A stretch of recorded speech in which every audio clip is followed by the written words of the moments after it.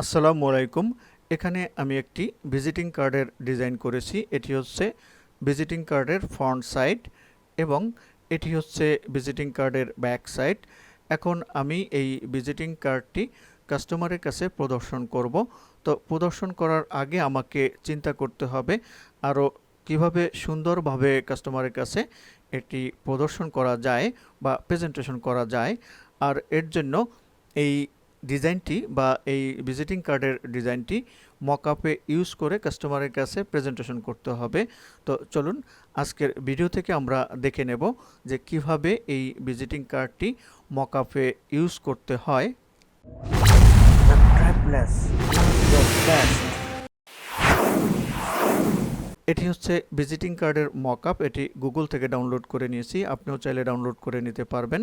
যদি ডাউনলোড করতে চান গুগলের সার্চ অপশনে যে আপনাকে টাইপ করতে হবে visiting card mockup free download, এরকম কিছু লেখার পরে সার্চ অপশনে ক্লিক করার পরে অসংখ্য মকআপ পেয়ে যাবেন এবং ওখান থেকে আপনি আপনার পছন্দ মতো মকআপ ডাউনলোড করে নিতে পারবেন।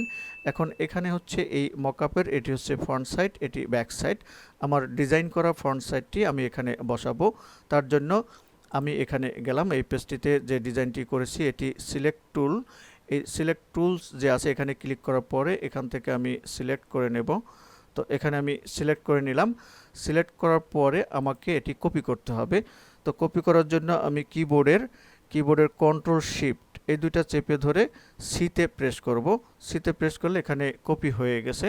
এখন আমি মকআপে যাব। মকআপে যাওয়ার পরে এখানে দেখুন ফ্রন্ট সাইড লেখা আছে, এখানে আমি ডাবল ক্লিক করব। এখানে ডাবল ক্লিক করার পরে এই পেজটি চলে আসছে। এখানে আমি এখন পেস্ট করব।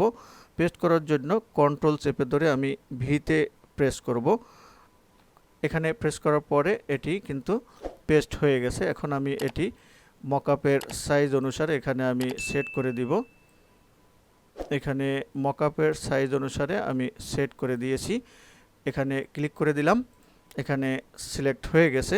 এখন আমি কন্ট্রোল চেপে এস চাপবো, কন্ট্রোল চেপে ধরে এস প্রেস করব, তাহলে এখানে সেভ হয়ে যাবে। আমি এখন সেভ করে নিলাম। এখন আমি মকআপে যে দেখি, দেখুন এখানে কিন্তু ফ্রন্ট সাইডটি এখানে মকআপে বসে গেছে। এখন কিন্তু মকআপে যখন এটি ইউজ করেছি তখন কিন্তু অনেক সৌন্দর্য বা অনেক লুকিংটা অনেক সুন্দর দেখাচ্ছে। এখন সেমভাবে এখানে ব্যাক সাইডও আমি ইউজ করব বা ব্যাক সাইডও বসাবো। তার জন্য আমি এখানে আমার ব্যাক সাইড যে ডিজাইন করা আছে ভিজিটিং কার্ডের এই ব্যাক সাইড, এটি আমি সিলেক্ট টুলে ক্লিক করার পরে এটি এখান থেকে সিলেক্ট করে নেব। সিলেক্ট করার পরে এখান থেকে আমি কপি করব।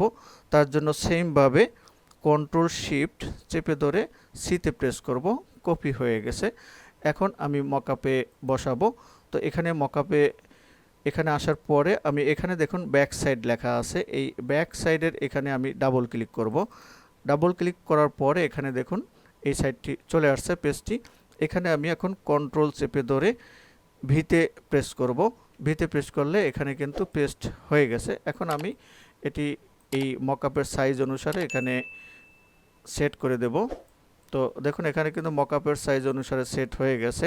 এখানে ক্লিক করে দিলাম, সেট হয়ে গেছে। এখন আমি কন্ট্রোল চেপে ধরে এসে প্রেস করব, তাহলে কিন্তু সেভ হয়ে গেছে। তো এখন আমি আমার মকআপে এখানে মকআপে গেলাম। মকআপে যাওয়ার পরে দেখুন ব্যাক সাইডও কিন্তু এখানে বসানো হয়ে গেছে। এখন দেখুন মকআপে যখন এটি বসানো বা ইউজ করা হয়েছে তখন কিন্তু এই ভিজিটিং কার্ডের লুকিংটা খুবই সুন্দর দেখাচ্ছে। এখন এটি কাস্টমারের কাছে প্রেজেন্টেশন করার মতো হয়ে গেছে। এখন আমি কাস্টমারের কাছে প্রেজেন্টেশন করতে পারবো। আশা করি ভিডিওটি ভালো লেগেছে। যদি ভালো লেগে থাকে তাহলে আমার চ্যানেলটি সাবস্ক্রাইব করে নিতে পারেন এবং পাশে থাকা বেল বাটনে ক্লিক করে অল বাটনে প্রেস করে রাখুন যাতে পরবর্তী ভিডিওর নোটিফিকেশন অটো পেয়ে যান। আল্লাহ হাফেজ।